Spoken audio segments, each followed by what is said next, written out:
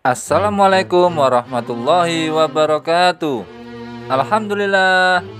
Terima kasih buat semua sahabatku yang beriman. Terima kasih ya telah berkunjung di Usria Channel. Semoga kalian semua senantiasa diberi kesehatan dan diberikan keberkahan di setiap rezekinya. Amin amin ya rabbal alamin. Kami sudah menyiapkan kisah wahai sahabatku. Tentunya kisah yang penuh dengan hikmah.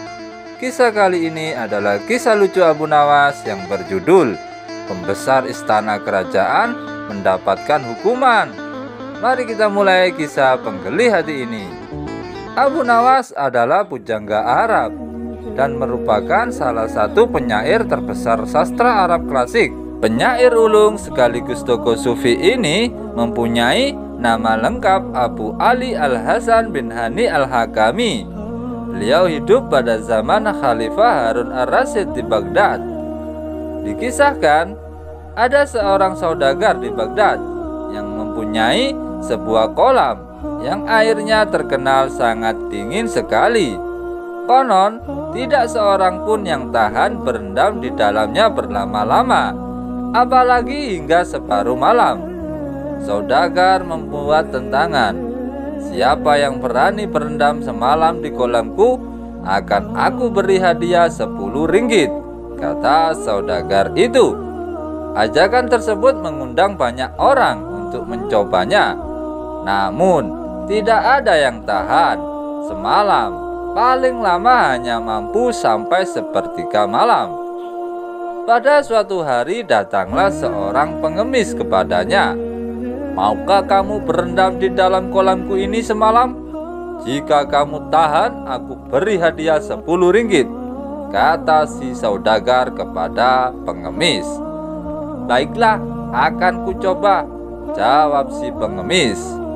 Kemudian dicelupkannya kedua tangan dan kakinya ke dalam kolam.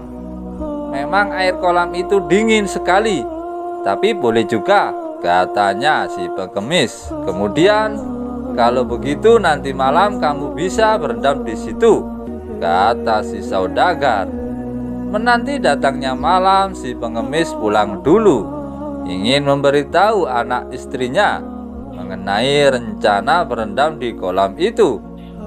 Istriku, kata si pengemis sesampainya di rumah, bagaimana pendapatmu? Bila aku berendam semalam di kolam saudagar itu untuk mendapatkan uang 10 ringgit. Kalau kamu setuju, aku akan mencobanya. Setuju, jawab si istri. Moga-moga Tuhan menguatkan badanmu. Kemudian pengemis itu kembali lagi ke rumah saudagar. Nanti malam jam 8 kamu boleh masuk ke kolamku dan boleh keluar jam 6 pagi, kata si saudagar. Jika tahan, akan aku bayar upahmu. Setelah sampai waktunya, masuklah si pengemis ke dalam kolam. Hampir tengah malam ia kedinginan sampai tidak tahan lagi dan ingin keluar. Tetapi karena mengharapkan uang atau upah 10 ringgit, ditahannya rasa dingin itu dengan sekuat tenaga. Ia kemudian berdoa kepada Tuhan agar airnya tidak terlalu dingin lagi.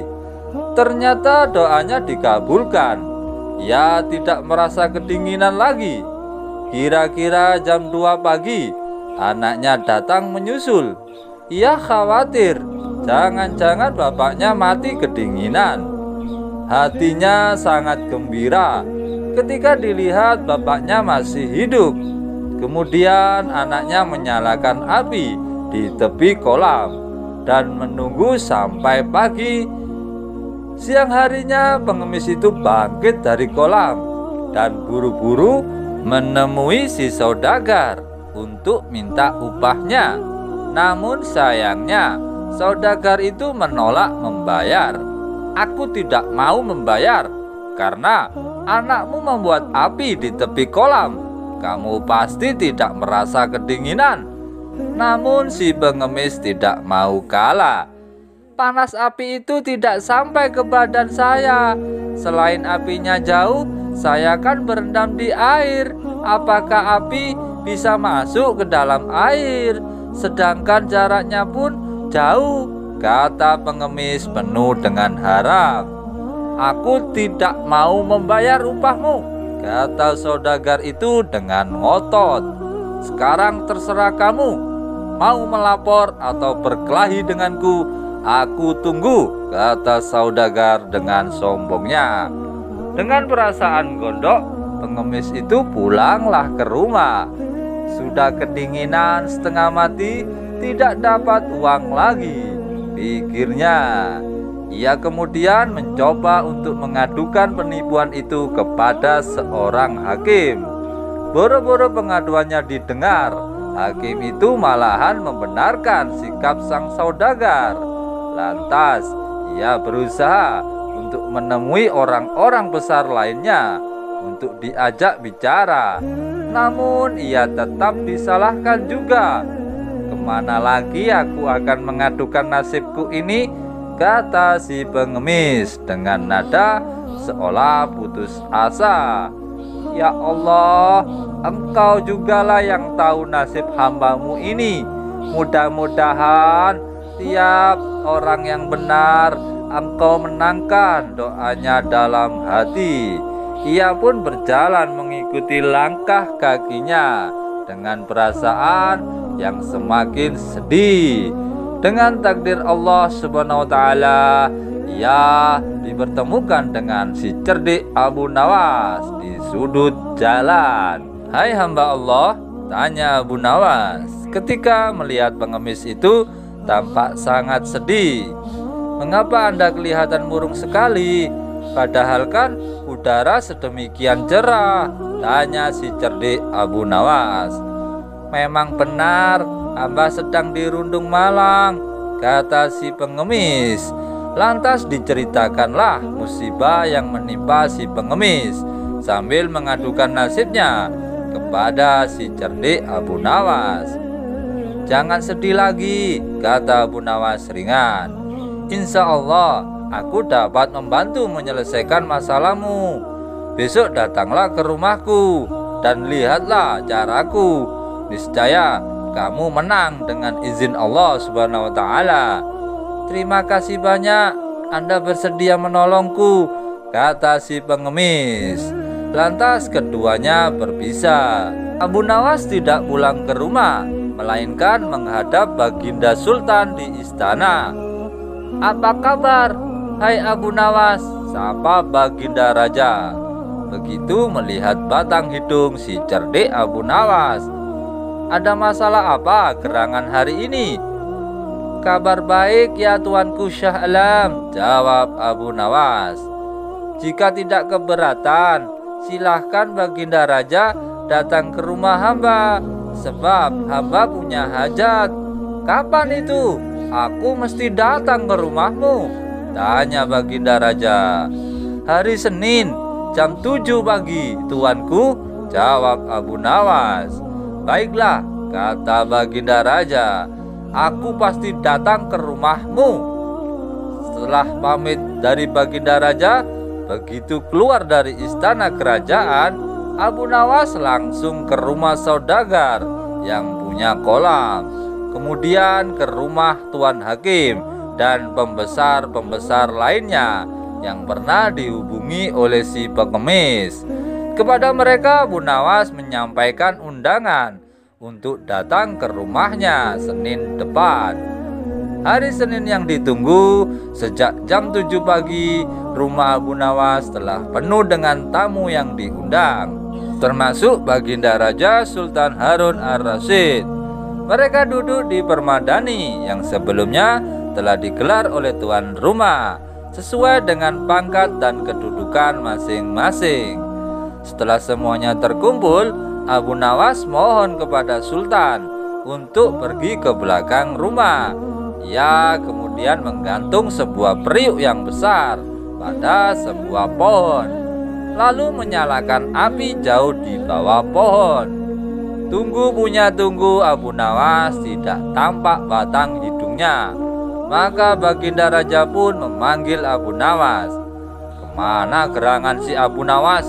Sudah masakkah nasinya atau belum? gerutu Baginda Raja. Rupanya gerutuan Baginda Raja didengar oleh Abu Nawas. Abu Nawas pun menjawab, "Tunggulah sebentar lagi tuanku Shah Alam." Baginda Raja pun diam dan duduk kembali. Namun ketika matahari telah sampai ke ubun-ubun, ternyata Abu Nawas tak juga muncul di hadapan para undangan. Perut Baginda Raja yang buncit itu telah keroncongan. "Hai Abu Nawas, bagaimana dengan masakanmu itu? Aku sudah lapar," kata Baginda Raja. "Sebentar lagi Shah Alam tuanku," sahut Abu Nawas. Baginda masih sabar. Ia kemudian duduk kembali.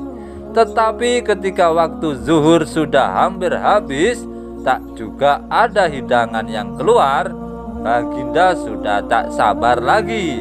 Baginda Raja pun menyusul Abu Nawas di bagian belakang rumahnya, diikuti oleh para tamu undangan lainnya. Mereka mau tahu apa sesungguhnya yang dikerjakan oleh tuan rumah. Ternyata Abu Nawas sedang mengipas-ngipas api di tungkunya. "Hai Abu Nawas, mengapa kamu membuat api di bawah pohon seperti itu?" tanya Baginda Raja. Abu Nawas pun bangkit demi mendengar pernyataan Baginda. "Ya tuanku Shah Alam, hamba sedang memasak nasi. Sebentar lagi juga masak," jawabnya. "Menanak nasi?" tanya Baginda Raja. "Mana periuknya?" "Ada tuanku," jawab Abu Nawas sambil mengangkat mukanya ke atas. "Ada?" tanya Baginda Raja keheranan. "Mana?" Ia juga mendongakkan mukanya ke atas mengikuti gerak si cerdik Abu Nawas. Tampak di atas sana sebuah periuk yang besar, tergantung jauh dari tanah. "Hai Abu Nawas, sudah gilakah kamu?" tanya Baginda Raja. "Memasak nasi bukan begitu caranya. Periuk di atas pohon, apinya di bawah. Kamu tunggu 10 hari pun beras itu tidak bakalan jadi nasi." "Begini Baginda," Abu Nawas berusaha menjelaskan perbuatannya. "Ada seorang pengemis berjanji dengan seorang saudagar. Pengemis itu disuruh berendam dalam kolam yang airnya sangat dingin sekali dan akan diupah 10 ringgit jika mampu bertahan 1 malam. Si pengemis setuju karena mengharap upah 10 ringgit itu dan berhasil melaksanakan janjinya. Tapi si saudagar tidak mau membayar dengan alasan anak si pengemis membuat api di pinggir kolam. Lalu semuanya diceritakan kepada Sultan, lengkap dengan sikap Tuan Hakim dan para pembesar yang membenarkan sikap saudagar itu. Itulah sebabnya hamba berbuat seperti ini Baginda Raja. Boro-boro nasi itu akan matang, kata si Baginda Raja. Airnya saja tidak bakal panas karena apinya terlalu jauh. Demikian pula halnya si pengemis, kata Abu Nawas lagi.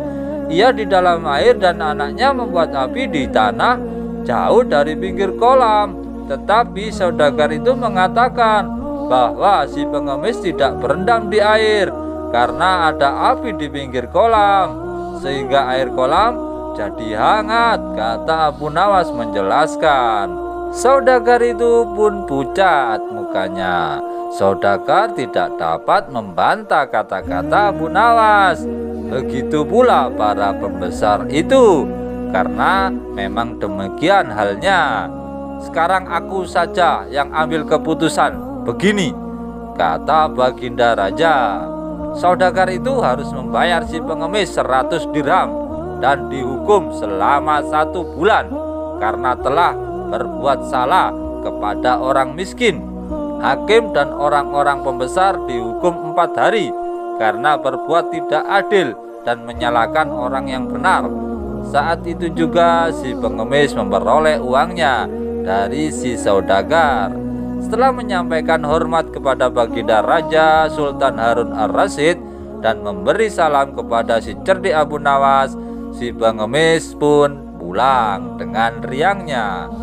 Sultan baginda Raja kemudian memerintah menterinya untuk memenjarakan saudagar dan para pembesar sebelum akhirnya kembali ke istana kerajaan dalam keadaan lapar dan dahaga. Akan halnya Abu Nawas. Abu Nawas pun sebenarnya perutnya ya keroncongan dan kehausan. Wallahu alam bishawab. Bagaimana sahabatku? Semoga kalian semua bisa mengambil hikmahnya ya dari kisah ini.